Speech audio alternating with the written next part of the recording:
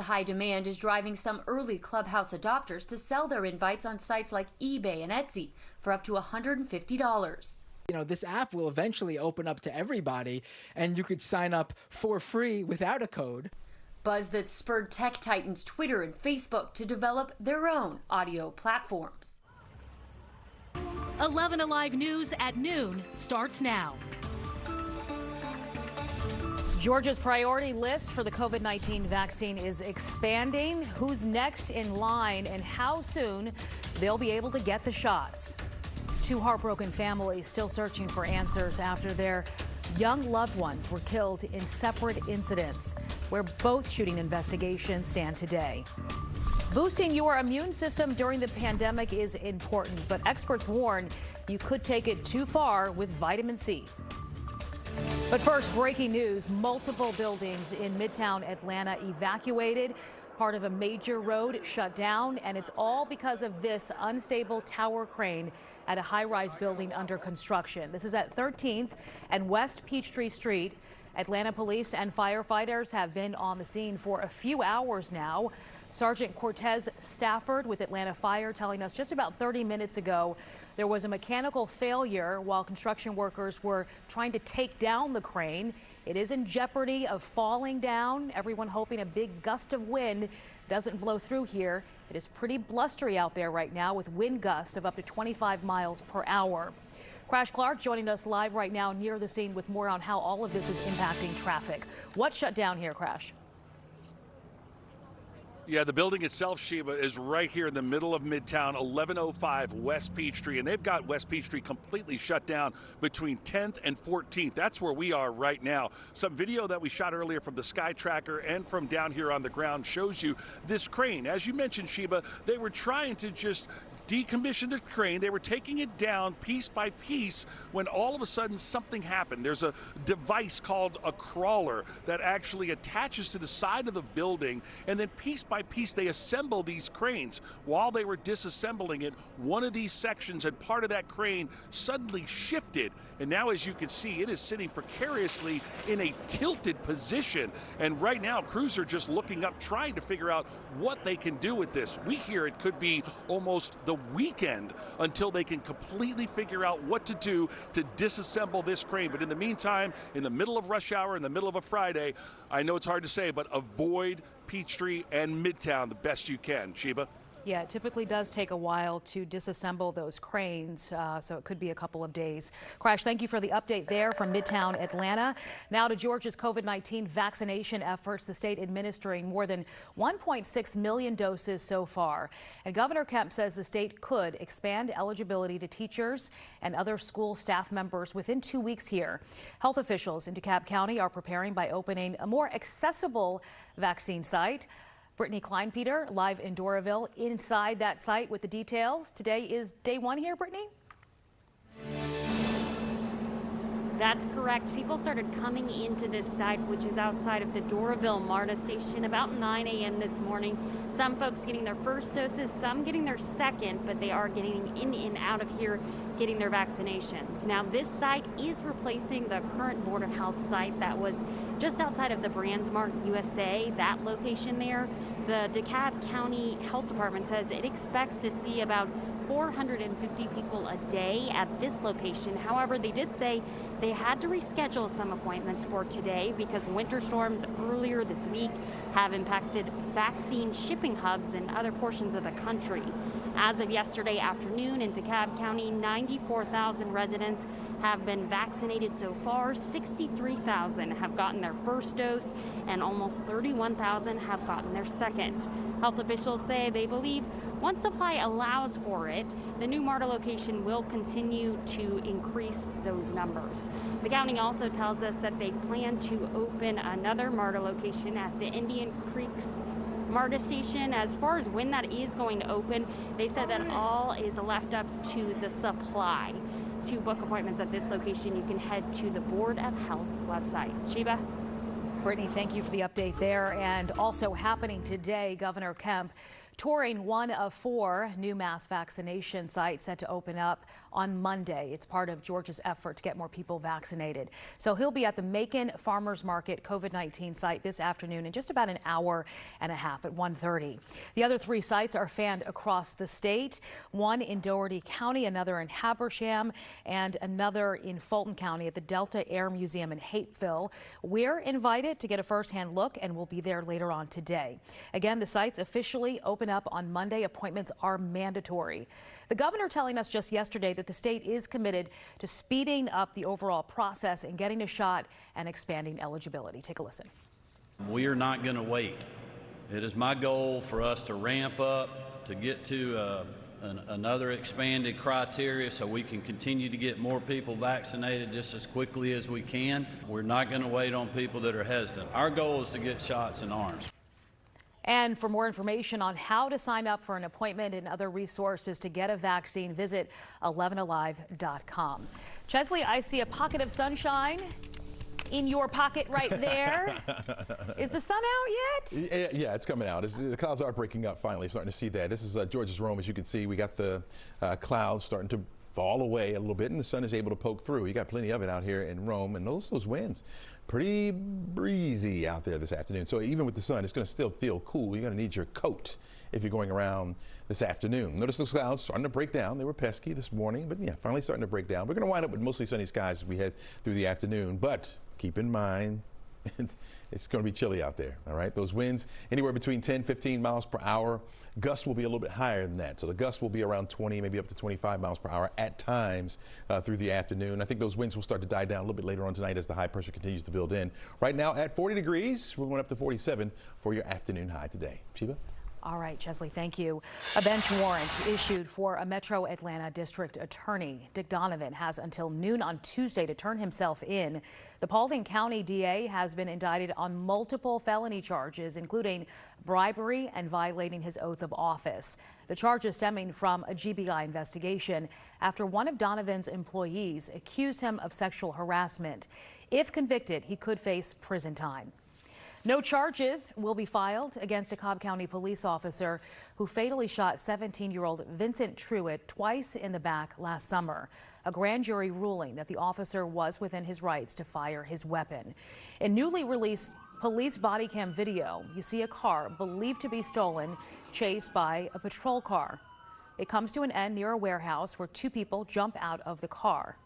The officer exits his vehicle and shoots Truitt twice from behind. The DA has said the teen had a gun in his hand, but the family says they have not seen any video showing him point a weapon at the officer. The family is planning to file a $50 million lawsuit, pushing to hold the county and the officer accountable for their loved one's death. Cobb County, you should be ashamed. You have another puppet who is going to make these side decisions without having any respect or regard for the family. The officer was placed on administrative leave following the shooting, but has since returned to work. Turning now to the latest in national politics. President Biden hoping to get out of Washington, D.C. today to visit a vaccine manufacturing plant in Michigan. His trip postponed yesterday due to bad weather, all that winter weather across the country. Tracy Potts has more on that and how well one vaccine is working against new strains of the coronavirus. This is where drug maker Pfizer produces coronavirus vaccine. President Biden visits the Michigan plant today after announcing at this morning's G7 summit that the U.S. is releasing $4 billion already approved by Congress to distribute vaccine to poor countries. 130 countries haven't received any as new versions of the virus continue to spread. How close are you to finding a new vaccine to handle the South African variant? Well, that likely will take several months. New variants of COVID-19 have appeared in 1,300 people in 42 states. Pfizer admits its vaccine may be less potent against the South African strain. We are preparing for the possibility that there might need to be a change in the vaccine later. Also today, we're going to rejoin the Paris Climate Accord. The U.S. officially rejoins the worldwide climate agreement that former President Trump pulled out of on his first day in office. I've been on the phone for the last few days talking to our allies in Europe, elsewhere around the world. and they are welcoming us back. John Kerry, Biden's special envoy for climate, hosts a global engagement summit today focused on sustainability, including limits on global emissions. Still ahead here at noon, taking vitamins to keep your immune system strong is important, but you should be careful loading up on too much vitamin C. Our Y Guy explains that up next. Morning here, we're just at the start of another surge. Residents here are some of the first seniors to get the vaccine. This epidemic can come to an end. We do have a flash flood warning that just popped up here. The fallout of this is just beginning. The bigger questions are the longer legal ramifications.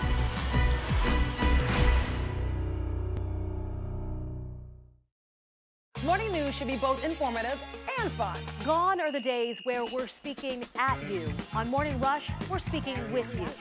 So connect with us. Talk to us. Think of it as a conversation. Morning Rush, weekdays, 5 to 7 on 11Alive. Quick, open your phone camera right now, aim it at the screen to download 11Alive's new and improved app. This QR code will take you to the App Store or Google Play. One simple tap gives you enhanced radar, street-level zoom, and severe weather alerts. It's just that easy. Morning news should be informative and fun. Yeah, and we do that here on Morning Rush with Verify, Connect the Dots, Y Guy, and more. We love learning about new things and sharing them with you. We make the news make sense. Morning Rush, weekdays 5 to 7 on 11Alive. The Negro people had to leave. They were told to get out. White only, no black! 1912, all but one issue has been erased. We haven't had none up here since the 1st of the century. What's the importance of making sure this history isn't erased? So that it doesn't happen again.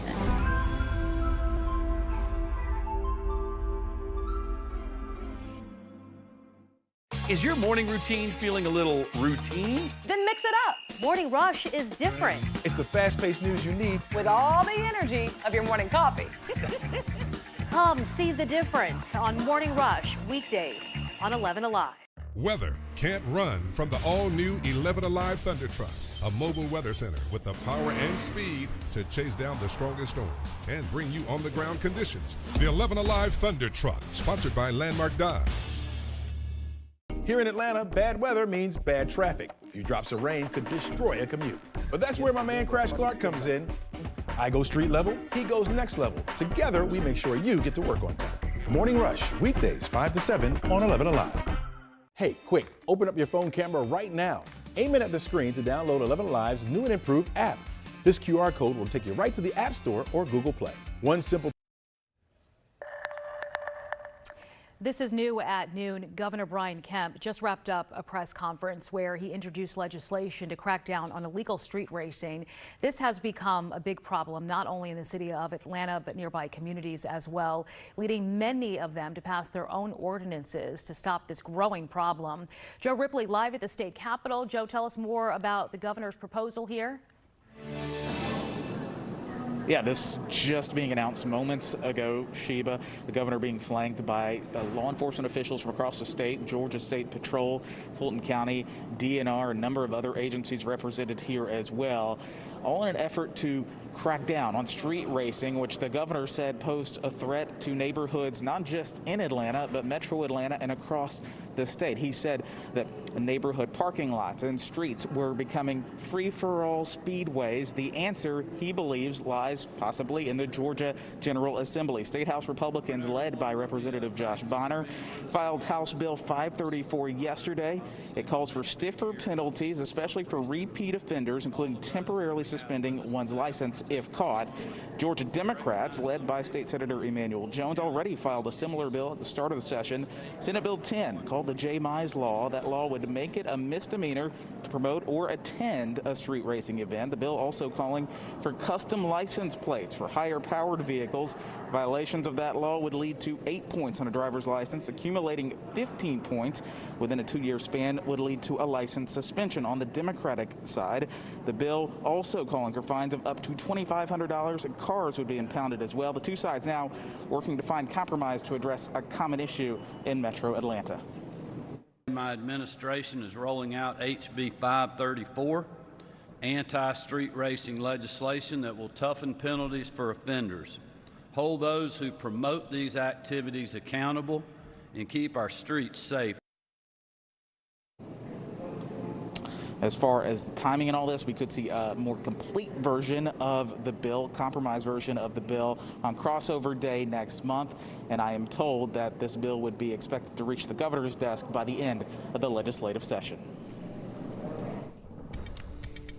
All right, we're looking at the sun breaking out this afternoon, and we'll take it. We will take it, especially after yesterday's rain and the clouds. Yeah, that's getting all out of here. If you got plans where you have to travel at least, or going anywhere, you're going to need your coat for today. Despite the sunshine, temperatures will only rise into the 40s this afternoon. And you factor in those winds, northwest winds, about 15 miles per hour. It's going to make it feel even cooler out there. So make sure you bundle up. Yeah, and if you're going to be around people, wear the mask. There you go.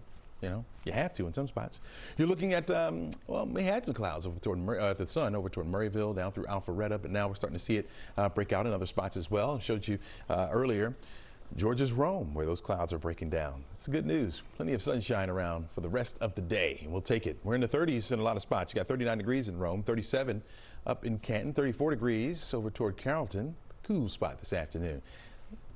Cooler than Clayton up here in Rabun County. You're at 46, 49 degrees in Gainesville, 50 right now in Athens, where they had the sun already this morning, and starting to heat up this afternoon. With that sunshine, it will feel a little warmer, and we'll hold on to it as we head into the weekend, which will make the weekend pretty nice as well. Both days. 8 today out of a possible 11 on the wazometer. You're looking at 47 degrees for your forecast high temperature. 8 is not that bad, out of 11. Put it that way. And we could be seeing an 11 as we head into next week. So just hold on. Those temperatures will modify as we go. That front continuing to slide off toward the east along with that area of low pressure. It has been pesky for us. We had some showers in our southeastern counties earlier this morning. That's all now moving off to the east. High pressure is building in. As the high pressure gets a bit closer to our area, we'll notice those winds start to die down a bit. And that's going to allow for the temperatures to fall off tonight down into the 20s. That's where we're going to start off our Saturday. It's going to be a pretty cold Saturday on tap for you. Here's our forecast track model. You can follow along with the time right there at the top of the screen. Shows the clear skies tonight. And again, those temperatures falling off into the 20s. That's where we'll begin on Saturday. So if you've got plans to get up, walk the dog early, maybe you have to be somewhere. Hat, scarf, gloves, anything that you do outside. We'll warm those temperatures up once we get toward the afternoon. With mostly sunny skies, temperatures will be right around 50, 51 degrees, maybe up to 52 in some spots. Sunday, the same. Now we'll get down to the 30s for overnight lows, so we'll begin there on Sunday morning. And then once we get to the afternoon, middle 50s. Very nice. Enjoy those days, Saturday and Sunday, because you can see the clouds start to increase through the overnight on Sunday going into Monday. We'll have the potential for a few scattered showers around. Right now, I'm going to give it a 40% chance. We'll say 40 to 50% chance for that rain on Monday. Once we get rid of that, look at the bonus. 10 on Tuesday with 61 degrees for the high temperature. There's the potential 11Alive day. Now, that's quite a few days away from now, so I'm going to give it a 10 at 67 degrees for the high temperature. But if this holds up, I think those double digits will change. 2 1s. We'll see another front push into the area by Thursday. 20% chance for now for the rain. 65 degrees will be the high temperature. So again, if we can hold on, those 60s are coming. Sheba, can't wait. I can't wait either, but I'm looking at that 27 degrees behind you for tomorrow morning, Chesley. I think I'm going to have to cancel my outdoor cycling plans. I somehow heard you just now. With COVID-19 putting an emphasis on frontline medical workers, more students are ready to put on a white coat themselves. Medical schools across the country reporting a spike in applications, especially from students of color. NBC's Amy Cho reports. Kyra Watson. Being a doctor means dedicating your life to others. That white coat, a symbol of service. With COVID putting a focus on frontline workers, it's got more students signing up to one day save lives. Since the pandemic started, the passion that I had has actually increased. Eunice Odusanya is a senior at Howard University. She's dreamed of going into medicine since first grade when doctors helped her with asthma. She also has another goal, helping communities of color that have been hardest hit by COVID. Who better would do it than us? When you see someone who looks like you, who has experienced the same thing that you have experienced. Eunice recently applied to 16 medical schools. She's not the only one. Throughout the past year, medical schools have seen a spike in applications. At Howard University, 33%. At Georgetown, applications are up 24% overall and 40% from underrepresented minorities. And at the University of Maryland, 22% overall, with a, quote, modest increase in Black and Latino applicants. Dr. Hugh Mighty is the dean of Howard's Medical School. If you are a minority aspiring physician in this country, you know, there's work to be done, and you see that. He says many schools are doing virtual interviews these days, which makes it easier and more affordable for students to apply. Seeing more applicants come in has been a really uplifting experience. As for Eunice, she recently got into Howard's Medical School. She's still waiting to hear back from the others before deciding. But wherever she ends up, she hopes to make a difference during the pandemic and beyond. It has actually motivated me to learn more, to grow more, and to be the best I can be, because people are actually depending on my success. Bravo for them. Well, you may be one of those people who loads up on vitamin C during the winter. It can be helpful, but you need to be careful. Our Y Guy explains. It might just be the celebrity of all vitamins. An adequate dose of vitamin C each day can help repair damaged cells, reduce inflammation, and even give you healthier skin. But it might not be the superhero you've been led to believe. There's no evidence that vitamin C will help prevent you from getting COVID-19. In fact, there's little evidence to support the long-held belief that it helps prevent the common cold. There's some people that strongly believe that if you take vitamin C on a regular basis, when you catch the common cold, it may make it less severe. There's no concrete data that vitamin C can help prevent a cold. In fact, you need to be careful when it comes to vitamin C. Let's look at why. One orange or a cup of broccoli a day will provide enough vitamin C for most people. Vitamin supplements are fine, but medical experts say taking more than 2,000 milligrams in a day is risky. When you get higher than that, again, it can affect medications. It can cause side effects like nausea, vomiting. Too much vitamin C can lead to fatigue, headaches, and in some cases, kidney stones. Your body doesn't produce or store vitamin C, so it's important to consume an adequate amount each day through your diet or supplements. There is currently a clinical trial to see if vitamin C is helpful for people hospitalized with COVID-19 who've developed pneumonia. The results won't be available for a while. Vitamin C will keep its celebrity status. Just remember, you can get too much of a good thing. And if you have a question for Jerry Carnes, our Y Guy, send us an email. The information's right there. An unbearable loss. We're talking to the family of a 13-year-old shot and killed as they search for answers and demand justice. We'll be right back. Love the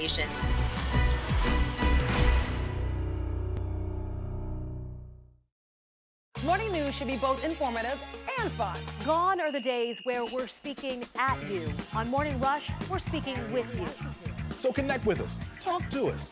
Think of it as a conversation. Morning Rush, weekdays, 5 to 7 on 11Alive. Quick, open your phone camera right now, aim it at the screen to download 11Alive's new and improved app. This QR code will take you to the App Store or Google Play. One simple tap gives you enhanced radar, street-level zoom, and severe weather alerts. It's just that easy. Morning news should be informative and fun. Yeah, and we do that here on Morning Rush with Verify, Connect the Dots, Y Guy, and more. We love learning about new things and sharing them with you. We make the news make sense. Morning Rush, weekdays 5 to 7 on 11Alive. The Negro people had to leave. They were told to get out. White only, no black! 1912, all but one issue has been erased. We haven't had none up here since the 1st of the century. What's the importance of making sure this history isn't erased? So that it doesn't happen again.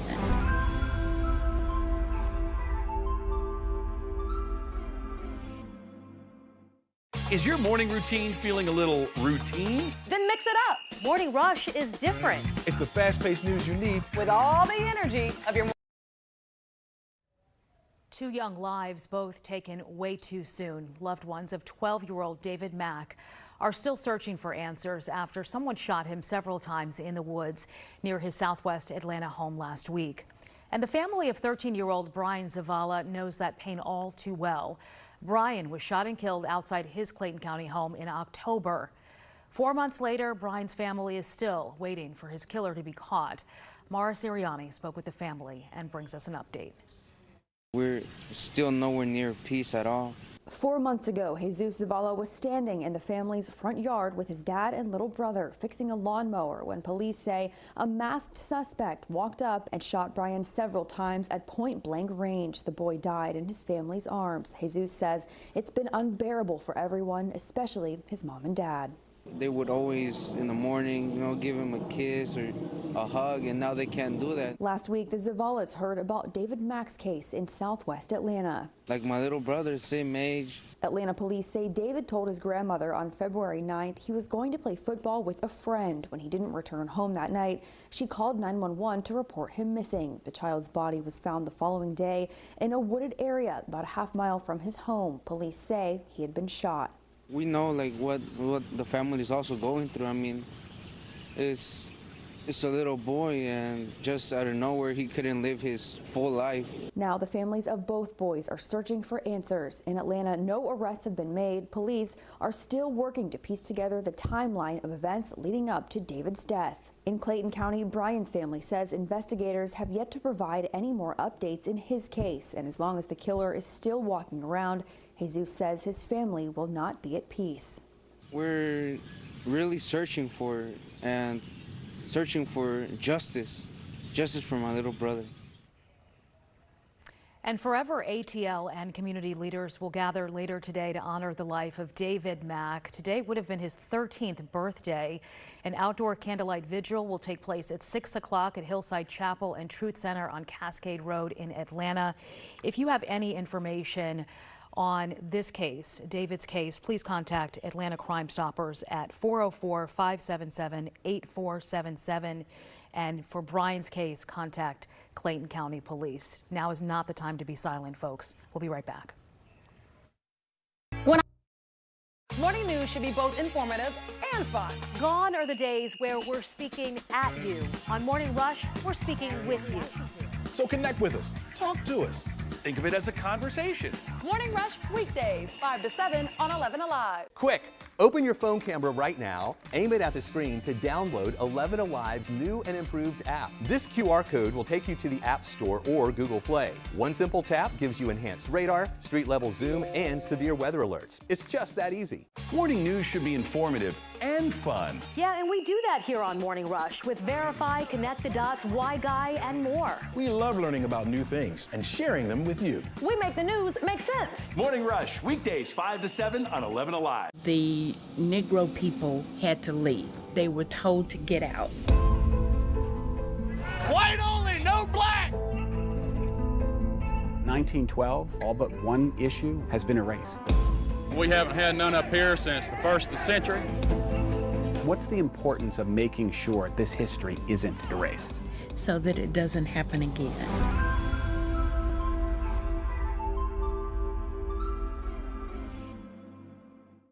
Is your morning routine feeling a little routine? Then mix it up. Morning Rush is different. It's the fast-paced news you need With all the energy of your morning coffee. Come see the difference on Morning Rush weekdays on 11Alive.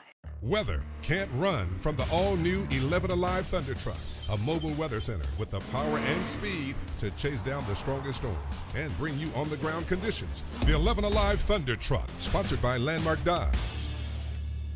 Here in Atlanta, bad weather means bad traffic. A few drops of rain could destroy a commute. But that's where my man Crash Clark comes in. I go street level, he goes next level. Together, we make sure you get to work on time. Morning Rush, weekdays 5 to 7 on 11Alive. Hey, quick, open up your phone camera right now. Aim it at the screen to download 11Alive's new and improved app.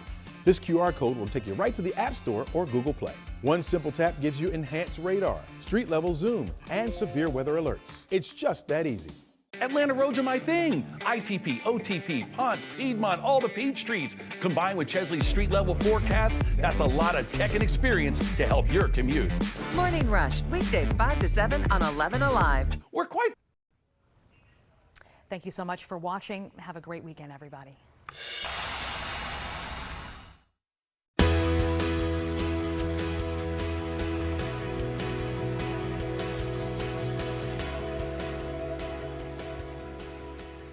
Morning Rush recognized for Best Morning Newscast for the second straight year.